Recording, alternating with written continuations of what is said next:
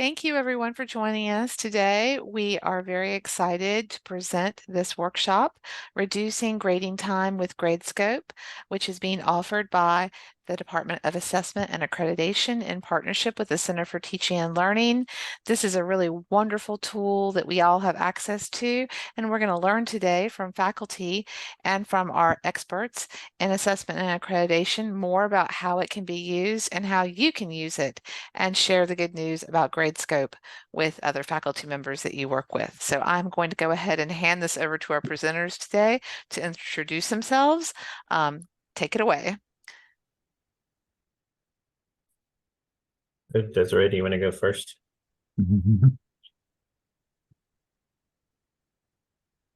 Yes, I will. I'm Desiree Taylor in the Department of Mathematics and Statistics. I started using Gradescope, I want to say probably about 2.5 years ago. I was maybe a little bit reluctant at first, not wanting to have to learn a new software, but it has definitely changed the way that I grade, and actually has changed the way that I teach, because I'm able to give better assignments.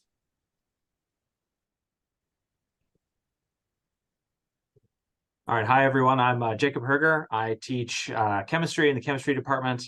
I've been using Gradescope, I believe, since it was introduced in 2020.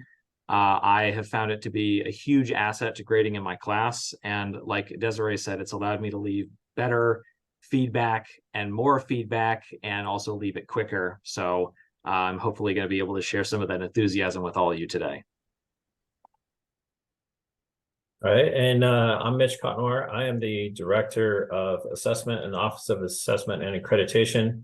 And I've been with the Gradescope project pretty much from when it started. And so just to kind of ahead, I'm going to give you a little bit of background on how we got to Gradescope. So around 2019, 2020, we had some faculty members over in CCI that had been using Gradescope at another institution. And when they came here, they brought it to the attention of the IT office. And so it really started being used in 2020 and has progressed from that point. We have multiple colleges using that in courses in those colleges, business, engineering,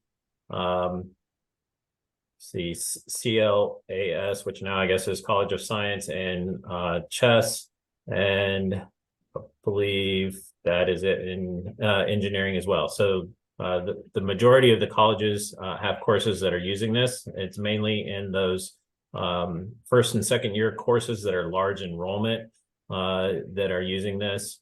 And so when we started in 2020, there were, I don't know, maybe around 500 students that kind of got into it with these courses, but through adoptions by different departments and courses, last fall we had our largest number of students using it, unique students. So 9,327 students, unique students were using Gradescope. Now, some of those students were also using it in multiple courses. So I think the total number of students was closer to like 14,000. Currently, right now, we've got 7,405 unique students enrolled or using Gradescope. If you were here yesterday, that number has increased from yesterday. So we still have people that are adding courses in and students, and that will generally continue to happen up until the end of the semester. So the math department really kind of was the first group that gave us our big jump in students using it. They use it for their common final exams. But then in June of 2022,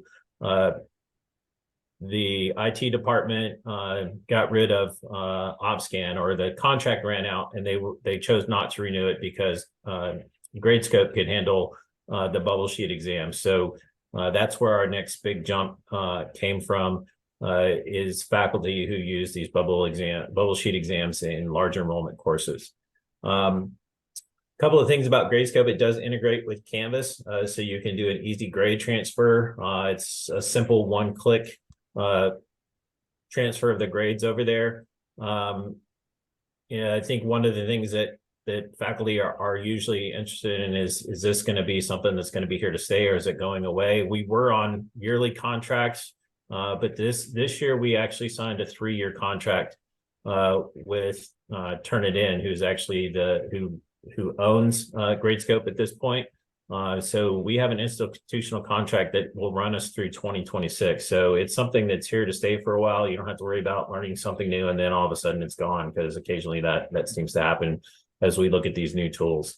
And then the last thing I would say is that the Office of Assessment and Accreditation is sort of the business owner of Gradescope. So I'm the main contact for things on campus. However, as part of our contract, Gradescope does all the training for this. So you don't have to, they have on demand and other things. So I'll show you where you can get to some of that stuff in the next several slides.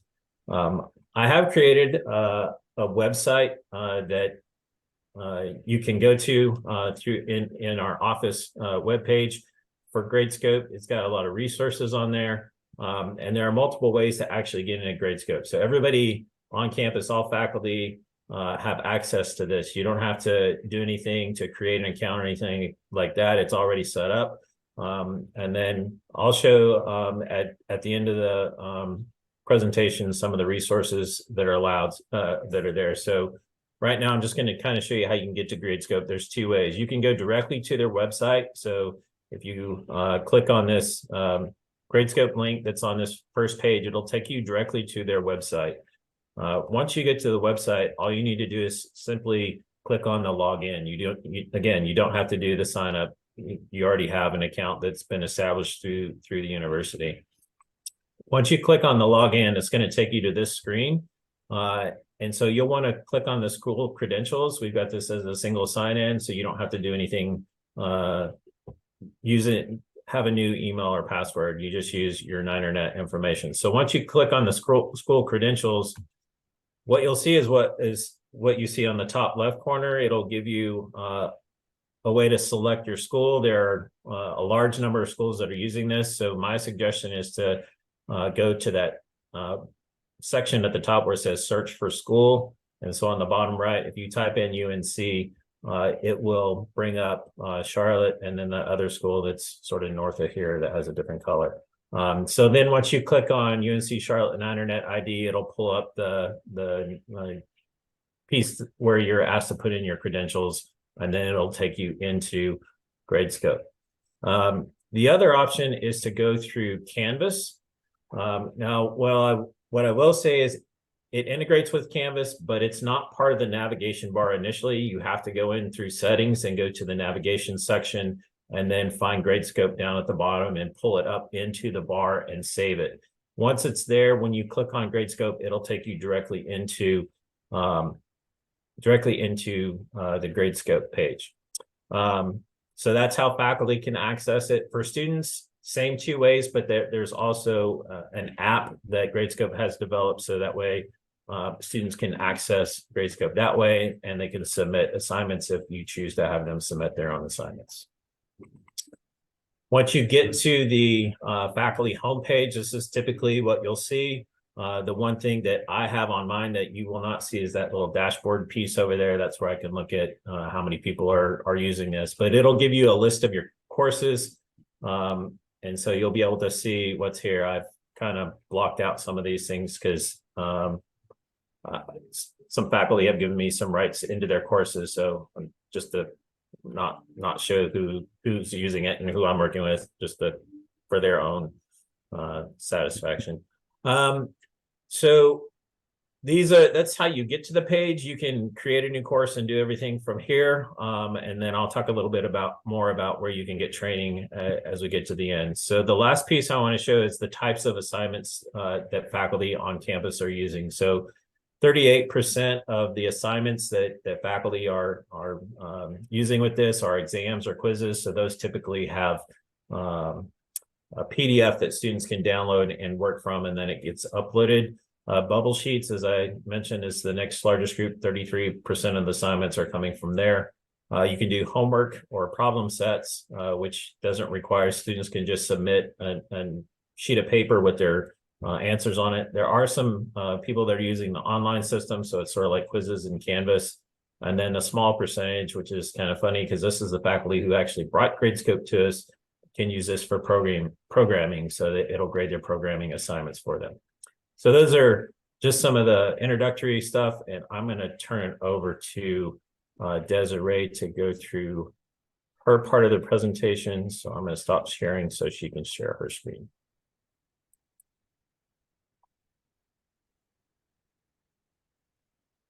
All right, if you just give me 1 second, I'm going to just share my screen.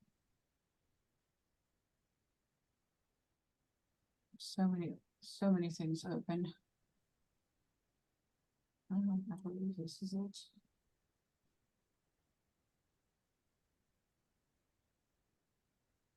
All right, if you can just confirm, you should be seeing my screen where Gradescope is open. All right, so what I wanted to do today is just kind of take faculty who are new with this just through the entire sort of process of what it looks like to create and grade an exam or an assignment on Gradescope.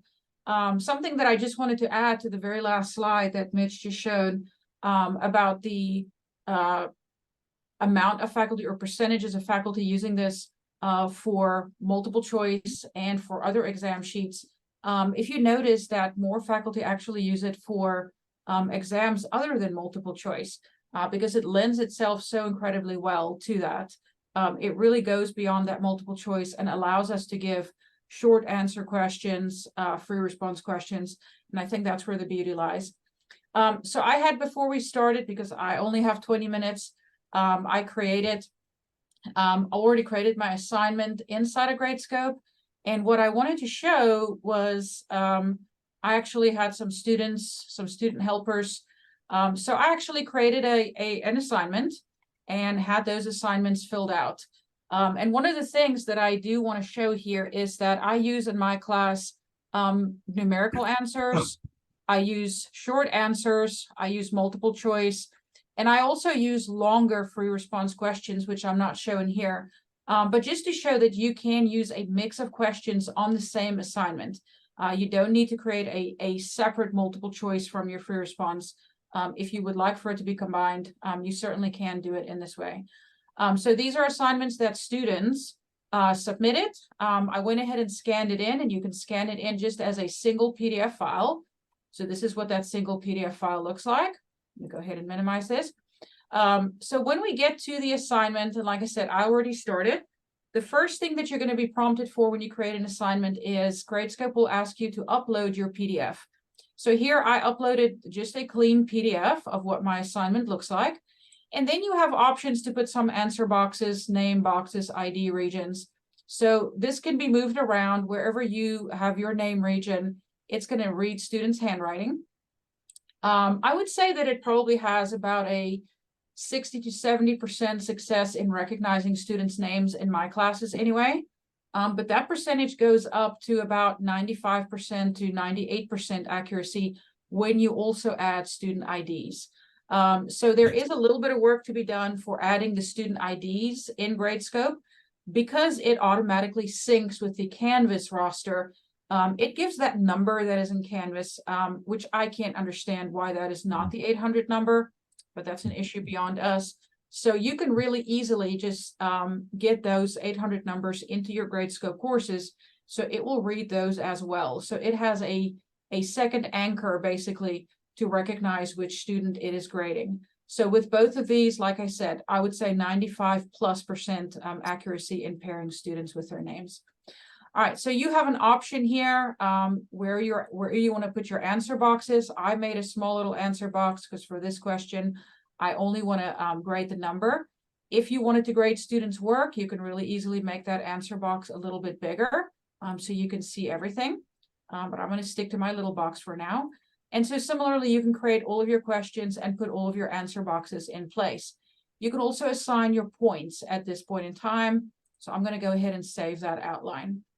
All right, so Gradescope is really nice. It is incredibly user-friendly. So it's going to just take you step by step.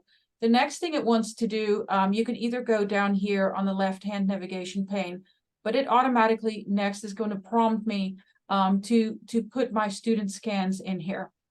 This is as simple as drag and drop. So I'm just going to drag that in there. It's going to put that in there, and it's going to show me that these are all the students. So it takes a minute to just extract the pages. It automatically finds the split points.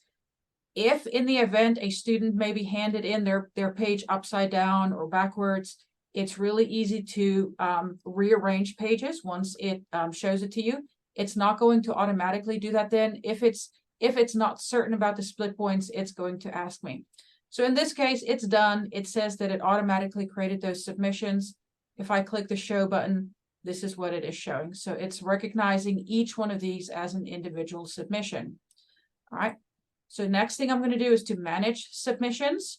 And this is for me one of my favorite features about Gradescope, that it's now going to automatically pair it with the students that are in my class. Because this Gradescope course is synced with my Canvas course, it's going to do that automatically, as long as it can read the handwriting and the 800 number. All right, so in this case, we are using instructor volunteers, so we don't have the 800 numbers in this particular sort of sandbox course, so it is less successful. But in cases where it can't read students' names, again, it's very easy to pair. If you click the drop down, there's the name right there. It automatically puts the cursor in the next box so you can find the next student. If your class is really big, for instance, I don't see Birdsong showing up. If I start typing BI, it's automatically going to jump to suggestions for me. So we can go through here and just pair it with all of our students. Like I said, for me in a typical assignment, 95% of this is done automatically. All right. The next step that we get to then is grading your assignment. And I want to show the 3 examples here. So question number 1 was a short numerical answer. And I typically grade by forming answer groups. So I'm going to start it to form answer groups. And this type of question is a math fill in the blank. And for numerical answers, you can use math fill in the blank. You can easily use text fill in the blank. I'll use math and then review answer groups. So what Gradescope does, it does not automatically grade it for me, but it's going to group similar answers together. All right, so the 2 groups that it was able to form were these 2. Again, it's not going to grade a thing. And as a matter of fact, it's going to always ask you to have the last say. So it's asking me to review the groups. So I'm just going to click on this first group, and it shows me what all of the submissions in that group look like. If these little boxes are a little bit small, you could easily toggle them to make them bigger. And you could just scroll through and make sure that all of these answers actually do belong in this box. So I'm looking at this. Yes, it does. So I'm just going to confirm the next group. So for some reason it's reading. This was my little answer box. I made my little box too big on the outline. Not a problem. So it just grouped them separately. It's very sensitive and will separate answers that seem different. But I'm satisfied with that. So the answers that it's not confident to put in a group, it's going to just leave separately for me. I'm going to quickly return to groups. So I know that these 2 groups are identical. I'm going to quickly merge them. So you can really easily merge them here. So now I have a single group of students who do have the correct answer. So the next thing I'm going to do over here is review the ungrouped. I'm going to create another group here, which I'm going to call blank or incorrect. And you can, of course, create as many groups as you want. A really nice example here is if you're giving a question where you know that there is a common error, where a lot of students make the same mistake, I would put all of those cases into one group so that you can give students the feedback that they need. But in this case, I can see that at least this student, and this student's answer, I believe, are accurate. So I'm just going to drop them into the correct box. And then everybody left over here, their answers are incorrect. You can either select each one of them individually or just go to select all. And I'm going to drop them into that group that says incorrect. All right, now we're going to grade answers. So I'm going to click down here in my bottom right corner. All right, so for group 1, this is the group of students who have their answers correct. I'm going to just simply click that rubric item. Everybody just gets that one rubric item. And I'm going to go to the next ungraded. All right, this was the group where everybody was incorrect. I'm going to say this is blank or incorrect. Now you can create your rubric items here either before you start grading, but you can also create them on the fly. While you grade, sometimes we discover that there's a very common careless error, or some reason that we need an additional rubric item, you can create those on the fly. But boom, I'm done. Question number 1 is graded. And so I'm going to see here on my progress bar, question number 1 is done. That's very satisfying. The other thing that it shows here that's very helpful is who graded it. So if you have multiple graders in a course, maybe you are grading some questions and you have a grader who grades others, it's really easy to see who is responsible for that question.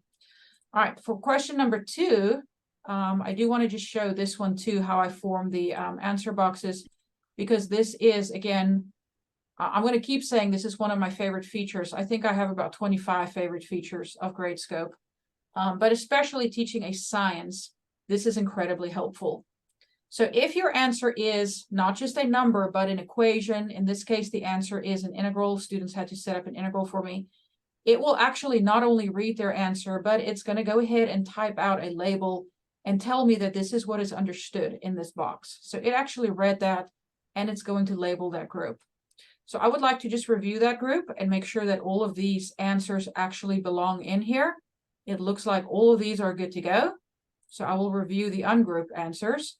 Again, these boxes are a little small for me. My eyes are not so great, so I'm going to make them a little bit bigger. I'm going to go through and see, are there any answers here that belong into this correct group?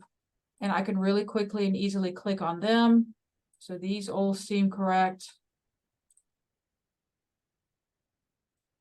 This one is correct. So all of those are going into this box. Instead of putting the incorrect answers in a group, let's leave them this way so we grade them individually. So again, if we go to grade answers, it's going to typically show you your groups first. So for the group, this is correct.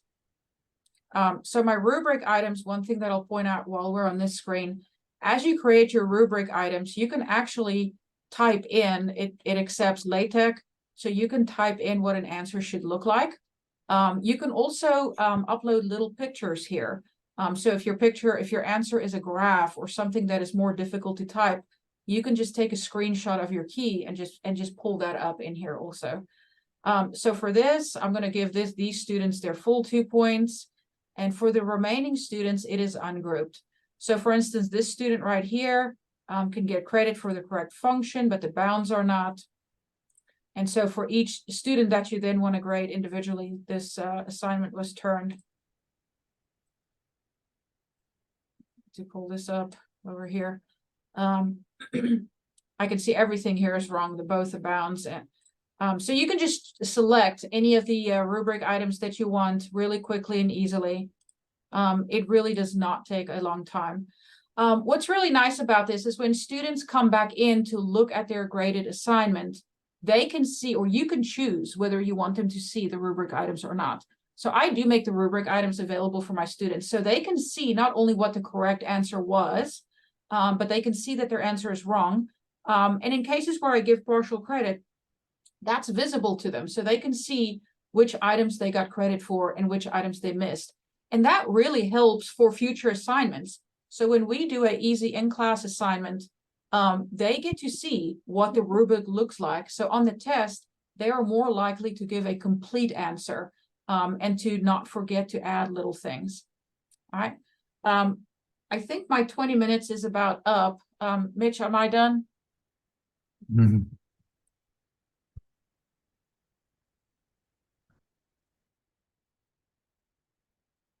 Sorry, I was muted. How much more do you have to show? I can be done. I mean, I can go all day long if you want me, but I was going to quickly show how to create a rubric or how to easily create rubric items. But if I'm done, I'm sure Jacob is going to touch on that. Okay. Actually, if you want to go ahead with that, I had omitted that from mine because I thought you'd probably be covering it. And there's a little bit of the grouping that's duplicated. So I don't think we're going to run over time too much if you want to continue. Okay. So creating the rubric is very easy. So for each question, my problem is going to show up. So this is what the answer box looks like. So you can really easily here add rubric items. So for a rubric item here, you can decide how many points. Let's say I want to give 1 point if my answer was partially correct. So I can type in here partially correct. Like I said, I can either import, let me see if I import let's do a picture for this one just because we have not done that yet. So if I go to my screenshots, so if I go to pictures and screenshots, let's say maybe I took a screenshot down here. Let's say this was what the answer should have been. I'm going to upload that. I know this is not actually the answer. But so you can really easily just put an image in there too, just to show that if they got to. So what I usually do is put in little screenshots of different steps. You know, if they got up to a certain step, they get a certain amount of credit. So you can really quickly and easily see this. The really wonderful benefit that we have seen in the math department by creating these rubrics ahead of time. You know, we give a common exam in Calculus 1 and Calculus 2. And at the end of the semester, we have probably about 10 instructors and 5 graders working simultaneously on grading those assignments. So it is a fantastic tool for having multiple people grade at the same time, because these rubric items really keeps everybody on the same page. So it's very easy for a different person to come in. If a student submitted their exam late and we have to come in and grade it, it's really foolproof. You can see exactly how to give credit, what to give credit for. And then again, like I said, in that progress bar where we see the submissions, the name of the person who graded that particular problem shows up. If multiple people graded in that problem, all of their names will show up. So if we later on discover a problem or we need to find out who graded the problem, it's really easy to see who did that. All right. All right. So I will stop here and hand it over to Jacob. All right, so give me just a moment to share my screen here. I can do it, Mitch. You wanna do it? A little Okay. easier. All right. Yeah, that way I won't have to keep telling you to advance the slides. Sure. All right, there we go. Can everyone see this okay? Yeah. All right. Oops. Great. So I primarily teach organic chemistry over in the chemistry department.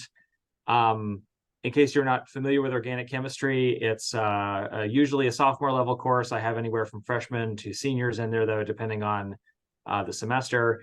And if you've ever seen data presented at other workshops about high DFW rate classes or how PAL sessions help students or any of that, you've probably seen some data from organic chemistry, though generally speaking, the offices are kind enough to not lay it directly on me like that. So it's been really helpful in helping the feedback in the course. So I just wanted to outline less about how to set up the assignments and some more things about features that I found especially useful. So things that I have found particularly useful for my course are response grouping, which Desiree already talked about a little bit. So I'm going to reiterate some of what she said. Saving and reusing comments across multiple questions or multiple assignments. Regrade requests, so handling either errors that have been made during grading or requests for clarification on questions. And then finally, a little bit about the statistics that Gradescope can provide, which is really helpful if you're trying to track changes that you've made over time and how they're impacting the class.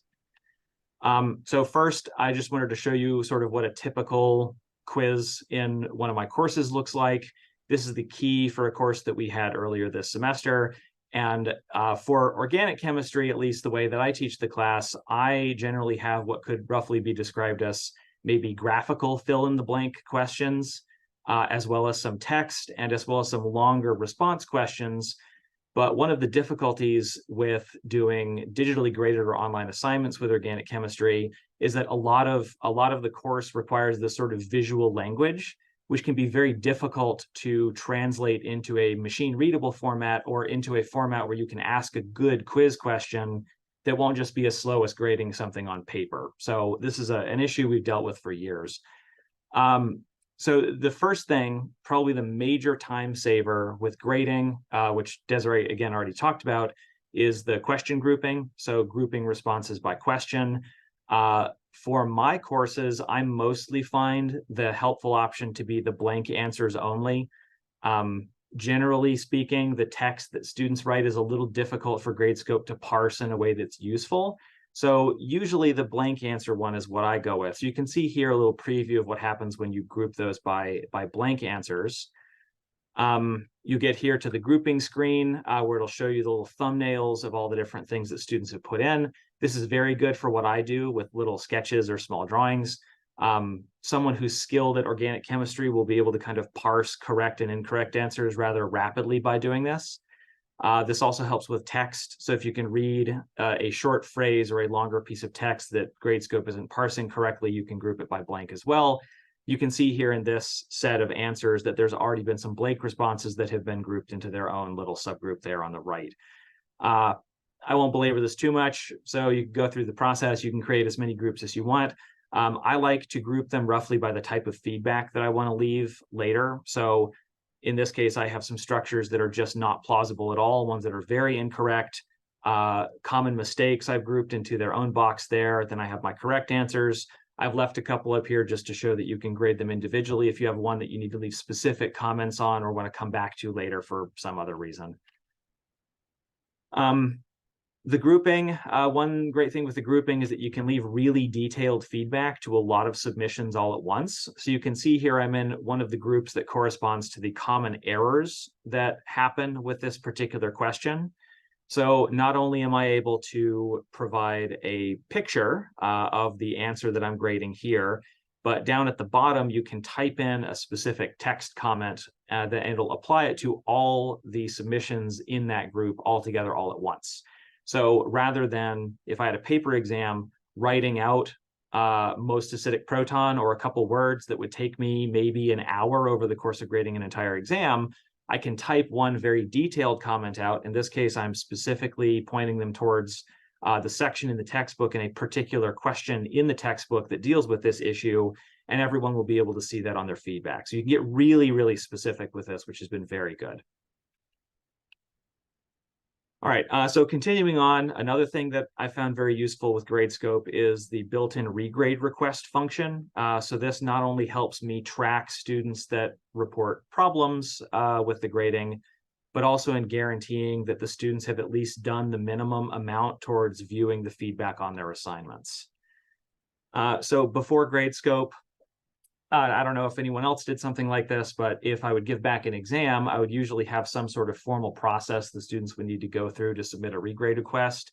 Usually I'd say, if you find an error, write it out on this form so I can see exactly what went wrong and where, staple it to your exam, bring it back into me in my office. And then I would have another big stack of paper that I'd have to deal with after I dealt with the exams, which was a good way to keep everything organized, but wasn't exactly efficient. Lots of times also, students are scared to come into faculty offices, right? So no one wants to come and disturb the wizard. So the Gradescope has really helped in encouraging students to engage with the feedback in a way that can often be difficult for them. So now the way Gradescope works is there's a built-in regrade request function. So students can go in and when they view their feedback, they'll click a question and they can see the feedback you've given based on the rubric that you've outlined. And there's a little button that says submit a regrade request. The best part about this for me is that they all go to the same place. So on your dashboard for Gradescope, you'll see a little icon with a number, and that's the number of outstanding regrade requests that you have for a particular assignment. Clicking on that shows you, and don't worry about FERPA, I've made all these names up, so this is all fabricated, so you don't need to redact this later. But you can see the students that have requested the regrades. You'll see the questions that it was listed on, and very helpfully, you'll see the grader, so who graded that question. This is really useful. As Desiree also mentioned, if you're in a class with a lot of different graders and you have a lot of people helping on the same assignment, you can often see if one particular person has created a bunch of errors that you can then maybe go talk to them about how you want to do it in the future to make it a little bit easier. So once you bring this up, you can click the review button to see the student's specific regrade request, and they can type out a comment, right? That'll pop up there. So you can see what they're asking about. So what specific item they have a problem with or what their confusion is. And you can type in a response in the box, so you can write some text back to them, and then you can also correct it right on the rubric there. Now, if you've used the grouping function, you can apply the correction to the whole group. So if, for instance, you accidentally typed in the wrong amount of points for a rubric item, if you left one at 0 and it was supposed to be 1 point, you can fix that for the whole group. You can also correct individual submissions within the group. So if you accidentally group them incorrectly, there's a way to fix that here. And then I found this especially useful in encouraging students to actually use this as a way to ask me questions about why the assignment was graded the way it was, or why the response that they gave was correct or incorrect. So here you can see sort of an example of what that looks like. So I have a student here that isn't asking for a regrade, right? They're not saying you made a mistake, I need points back or something like that. They're asking a question about why is it that it's this way and not that way? Why was the key written the way it was? Why is this correct? And so then you can type out a nice explanation about what they did wrong, about why it was right. And this is much quicker and more well organized than trying to handle this all through email. And it's less intimidating than having students come in and talk to you in person. The other thing I found useful with the regrades is that Gradescope will actually tell you who has viewed the feedback on an assignment.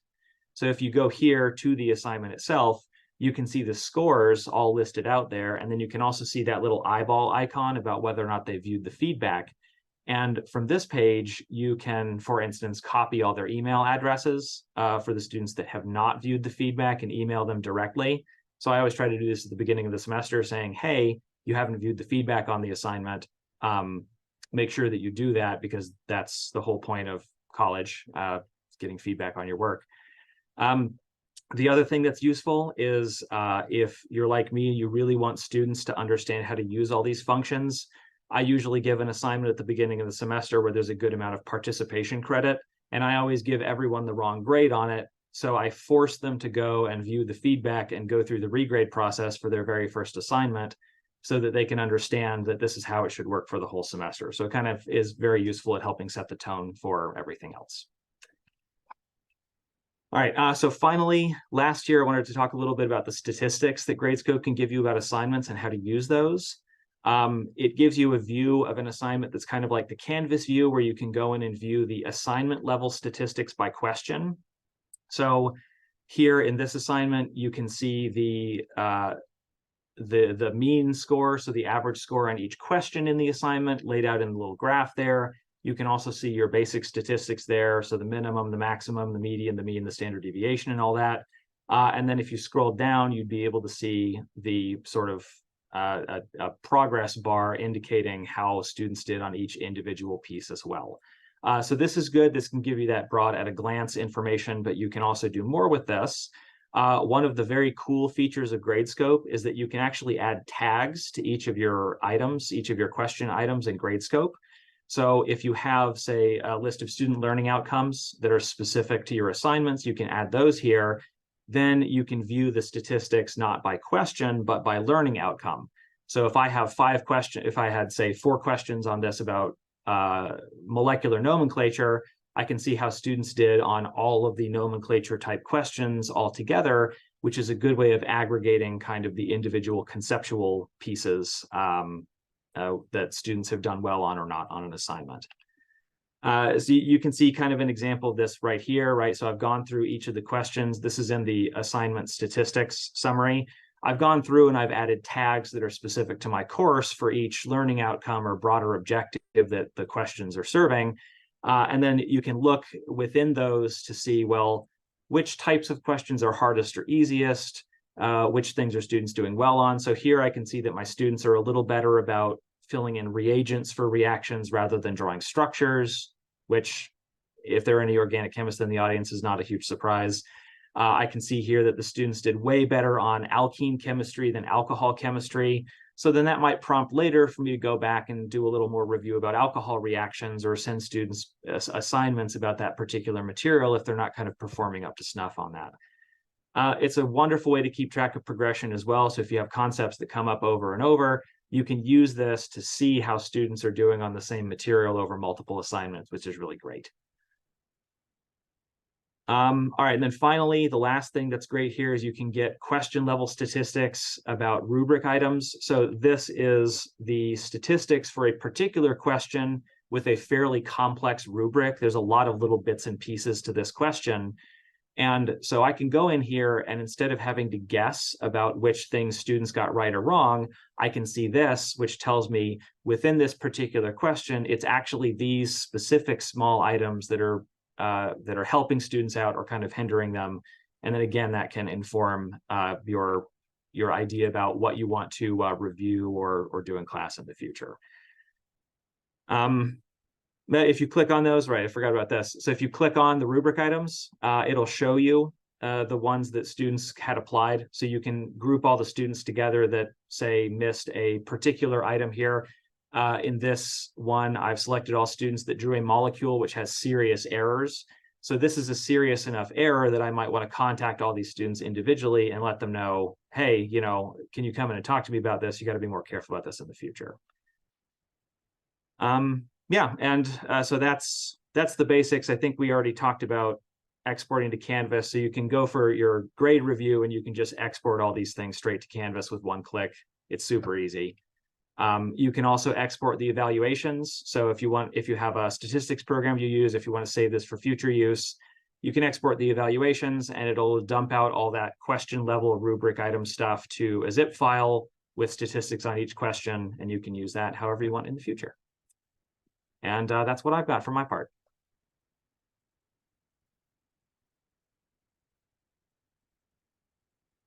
Oops, sorry, I lost my control panel for Zoom here. There we go. I would encourage anyone who has any questions right now, you can enter those in the chat and I will bring them to the committee, or we can raise our hands and we can also unmute and have a conversation. Mitch has just dropped a really great resource into the chat that he'll talk about more. In the chat, I dropped the website that you hopefully see here on your screen to access the website that we have developed. And then just to show you the next page for this, it's not sharing the wrong screen. Let's see. There we go. That's the one I'm gonna share. All right, so this is the screen that has the all the resources on there. So you can sign up. Gradescope has registration where you can go to live sessions that their technicians run, and so you can ask them questions live if you have questions about how it works. They have on-demand workshops that you can also just watch whenever you need to. They have a help center that has some short videos on different types of assignments that you can give. And probably the most importantly, Desiree talked about the increasing the pairing of the student's name and putting in their 800 number. This video and these step-by-step directions show you how to exchange out the Canvas number, which nobody knows, or the student's 800 number, which brings that recognition up. So I would visit this website if you have any questions. So looks like Lisa has her hand raised.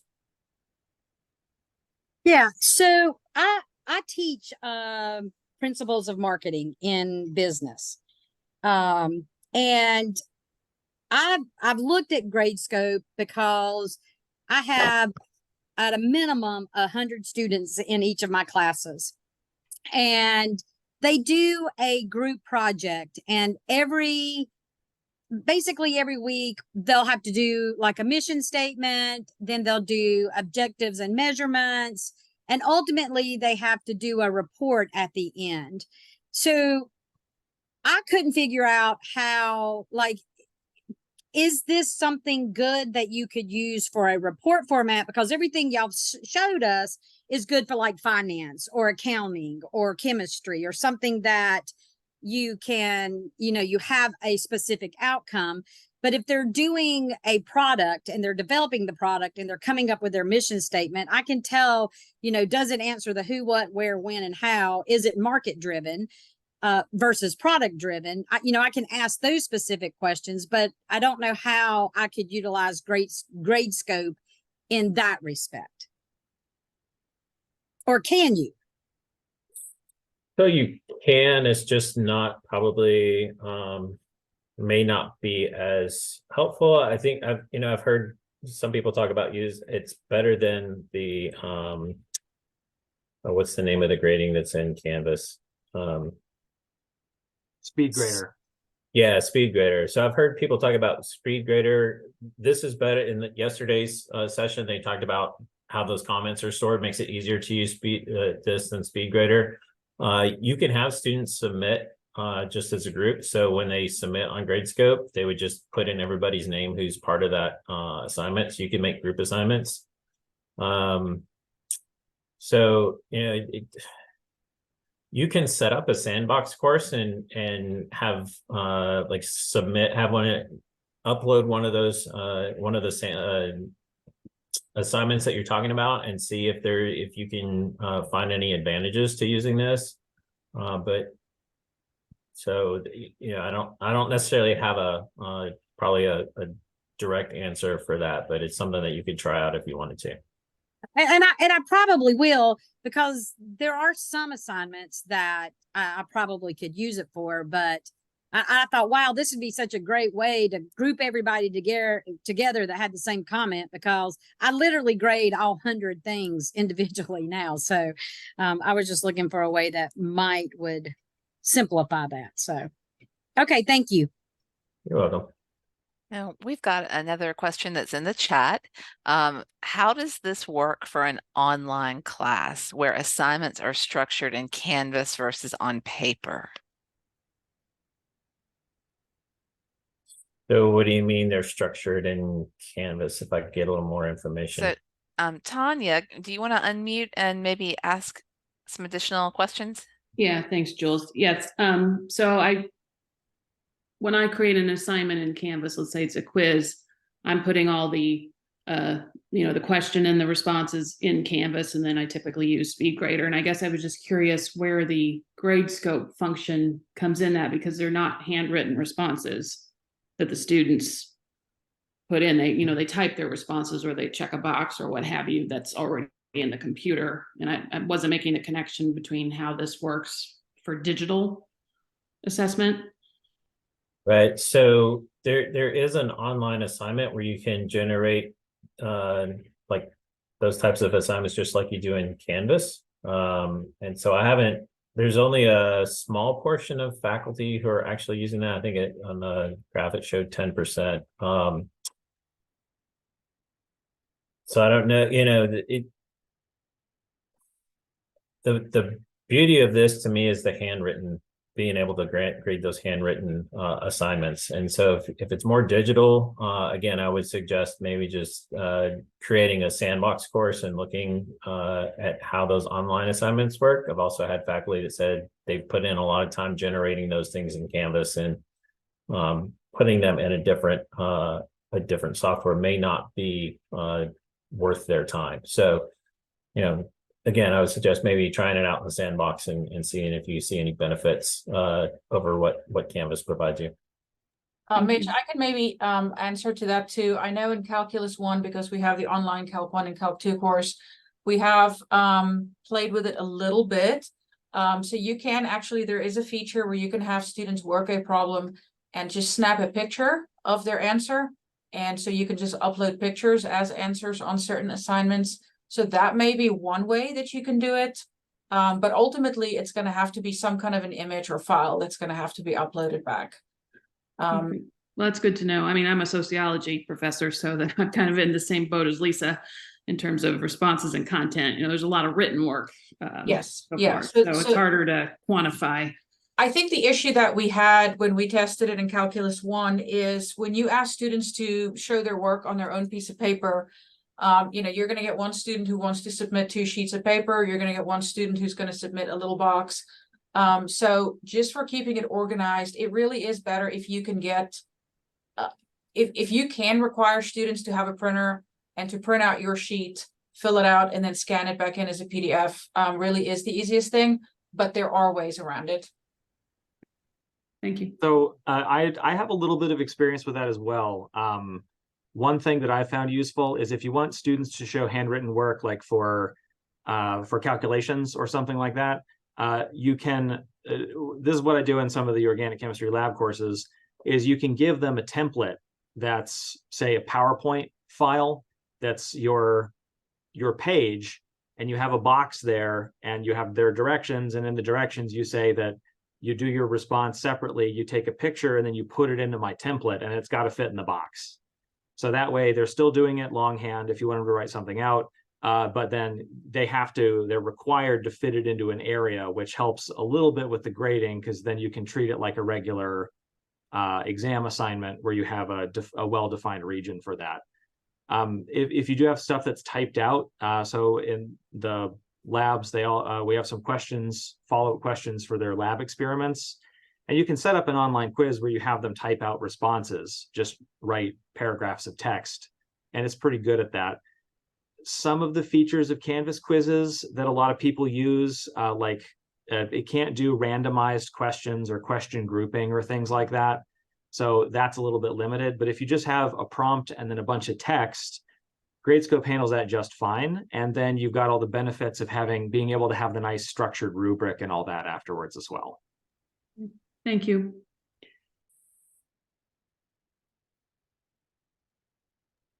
Do we have any other questions? Or has anybody got an idea about how they're going to maybe try to use Gradescope in their class that they'd like to share with us?